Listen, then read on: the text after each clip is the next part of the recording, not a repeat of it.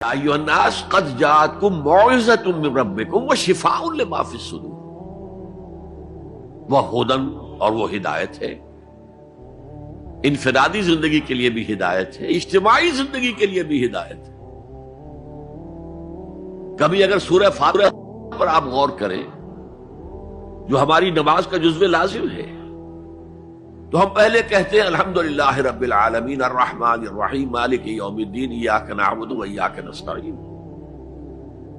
یہ ہدایت تو ہمیں پہلے ہی ملی ہوئی ہے۔ پھر جو ہم کہتے ہیں اہدنا الصراط المستقیم، اللہ کو ہم نے پہچان لیا، اسے رب العالمین مان لیا، اسے رحمان مان لیا، اسے رحیم مان لیا، اسے روز جزا کا حاکم مطلق مان لیا، تو اب کون سی ہدایت رہ گئی؟ ہدایت تو آ گئی۔ اب اصل ہدایت جو درکار ہے وہ ہے جو ریلیونٹ ہے آج کے دور میں، جو اجتماعی نظام ہے انسانوں کا، اس کے لیے انسان بالکل بے بس ہے۔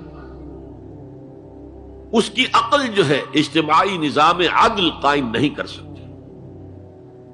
انفرادی طور پر نیکی اور بدی کا علم میرے اور آپ کے نفس کے اندر ودیعت شدہ ہے، وَنَفْسٍ وَمَا سَوَّاهَا فَأَلْهَمَهَا فُجُورَهَا وَتَقْوَاهَا، یہ موجود ہے۔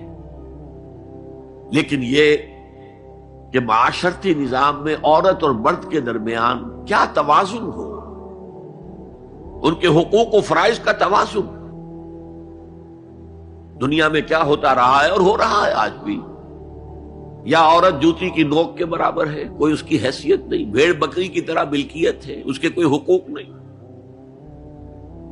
اور یا عورت کلوپیٹرا بن کر پورے ملک کی قسمت کا بیڑا غرق کرتی ہے، انسانوں کے شانہ بشانہ ہو کر وہ در حقیقت خاندانی نظام کو برباد کرتی ہے۔ ان دونوں کے درمیان توازن کیسے قائم کیا جائے؟ اب آپ سوچئے، تجزیہ کیجئے۔ اگر مرد سوچے گا، نظام بنائے گا، تو وہ اپنے احساسات سے تو واقف ہے، عورت کے احساسات و جذبات سے تو واقف نہیں ہے۔ عورت نظام بنائے گی تو وہ اپنے احساس و جذبات سے واقف ہے، وہ مرد کے احساسات و جذبات سے واقف نہیں ہے۔ یہ عادلانہ نظام وہی ہستی دے سکتی ہے جس نے مرد کو بھی پیدا کیا، عورت کو بھی پیدا کیا۔ ایک امپلائر امپلائی ریلیشن شپ ہے، کارخانے دار ہے، وہ لوگوں کو رکھتا ہے مزدور۔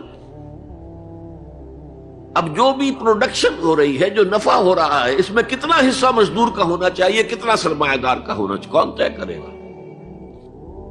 یا سرمایہ دارانہ نظام بن جائے گا اور مزدور کمر توڑنے والی محنت کرنے کے باوجود زندگی کے بنیادی جو تقاضے ہیں ان کو بھی حاصل نہیں کر سکے گا۔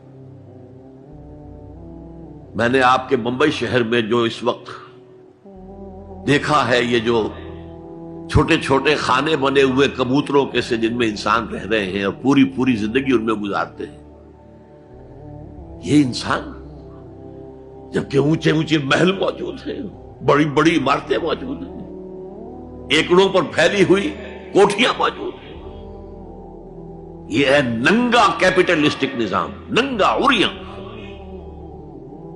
اسی کا رد عمل تھا جو کمیونزم کی شکل میں ظاہر ہوا، ایکویلٹی ہونی چاہیے، لیکن اس کمیونزم نے شکل اختیار کر لی ون پارٹی ڈکٹیٹرشپ۔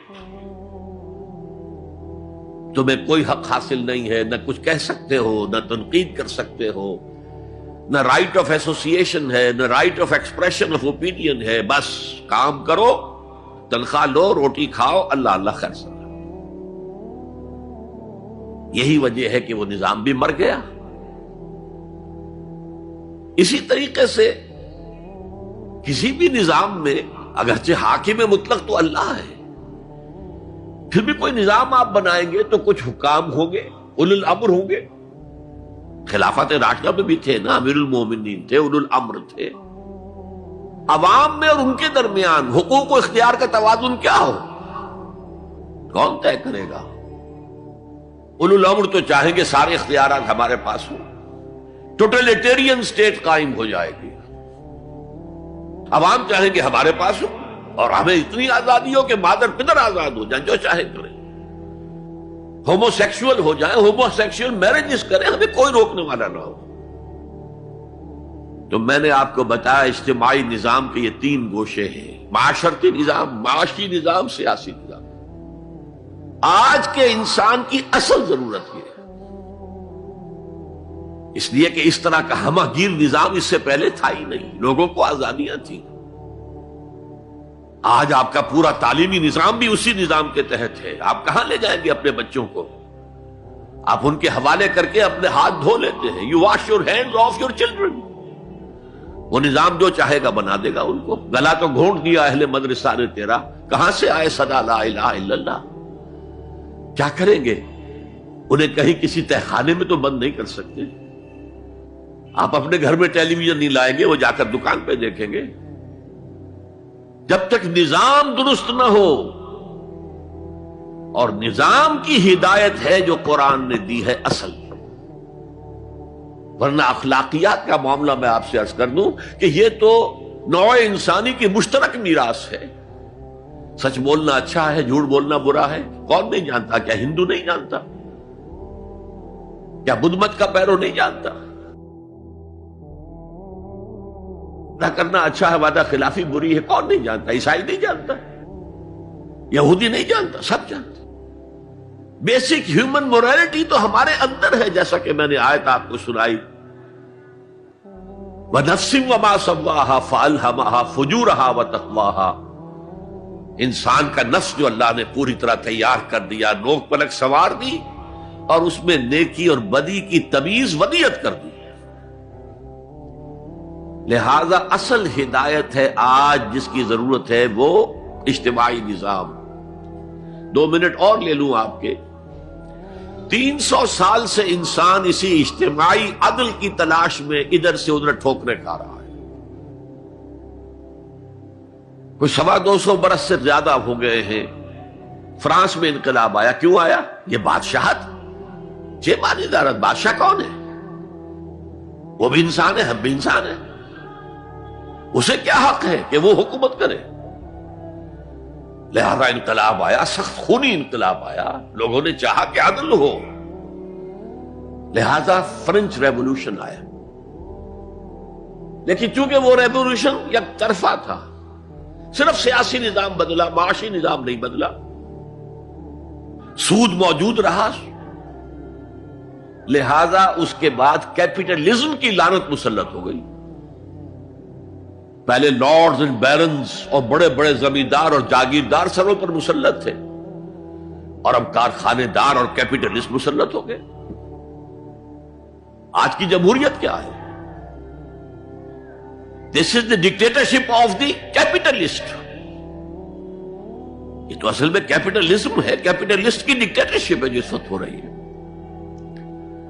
اچھا، اس سے نجات پانے کے لیے چھلانگ لگائی دوسری طرف کمیونزم، تو وہ میں آپ کو بتا چکا ہوں، وہاں انفرادی آزادی ختم ہو گئی، اب وہ بھی مر گیا۔ اب فوکو یاما نے تو کتاب لکھ دی اینڈ آف ہسٹری، بس ثابت ہو گیا کہ ہمارا نظام لبرل سیکولر ڈیموکریسی اور انٹرسٹ بیسڈ کیپٹلزم، اس سے بہتر کوئی نظام ہے ہی نہیں، سب ختم ہوگا۔ لیکن ایک نظام ہے جس کا انہیں اندیشہ ہے، جو ابلیس کی زبان سے اقبال نے کہلوایا تھا، ہے اگر کوئی خطر مجھ کو تو اس امت سے ہے جس کی خاکستر میں ہے اب تک شرار آرزو۔ خال خال اس قوم میں اب تک نظر آتے ہیں وہ، کرتے ہیں اشک سحرگاہی سے جو ظالم وضو۔ بڑے نیک لوگ بھی موجود ہیں، لیکن بحیثیت مجموعی امت کا حال کیا ہے؟ جانتا ہوں میں یہ امت حامل قرآن نہیں، جانتا ہوں میں یہ امت حامل قرآن نہیں ہے، وہی سرمایہ داری بندہ مومن کا دین۔ جانتا ہوں میں کہ مشرق کی اندھیری رات میں بے ید بیضا ہے پیران حرم کی آستین، پیر ہیں، مرشد ہیں، ان کی آستینوں میں ید بیضا نہیں ہے، حضرت موسیٰ والا۔ بہرحال فوکو یاما کی نفی کی پھر بعد میں، اور کتاب لکھی گئی کلیش آف سیویلائزیشنز، تہذیبوں کا ٹکراؤ ابھی آئے گا۔ تو میں اس سے زیادہ اس ایشو پر نہیں جانا چاہتا. ہدایت، انفرادی ہدایت بھی قرآن میں ہے، اور سب سے بڑھ کر اجتماعی ہدایت جس کی آج کے انسان کو سب سے زیادہ ضرورت ہے، یہ سسٹم آف سوشل جسٹس جو صرف اللہ دے سکتا ہے. اس لیے کہ کارخانے دار بھی اسی کی مخلوق ہے اور مزدور بھی اسی کی مخلوق ہے. جو اولو الامر ہے وہ بھی اسی کے پیدا کرنا ہے، اور جو عوام ہے وہ بھی اسی کے پیدا کرنا ہے. مرد بھی اسی کا پیدا کرنا ہے، عورت بھی اس کی پیدا کرنا ہے. جیسے ایک حدیث میں آتا ہے الخلق عیال اللہ، تمام مخلوق اللہ کے کلبے کے مالک ہے. وہ عدل دے گا، وہ سوشل جسٹس دے گا، وہ توازن دے گا آپ کو معاشرتی نظام میں، معاشی نظام میں، سیاسی نظام میں. اس کا نتیجہ چوتھا جو نکلے گا رحمت للمومنین، اب وہ رحمت ہوگی آخرت. جیسے حضور نے فرمایا الزہراوین نام دیا سورہ بقرہ کو اور سورہ آل عمران کو. الزہراوین، زہرا کہتے ہیں بہت تابناک حضرت فاطمہ زہرا رضی اللہ تعالی عنہ.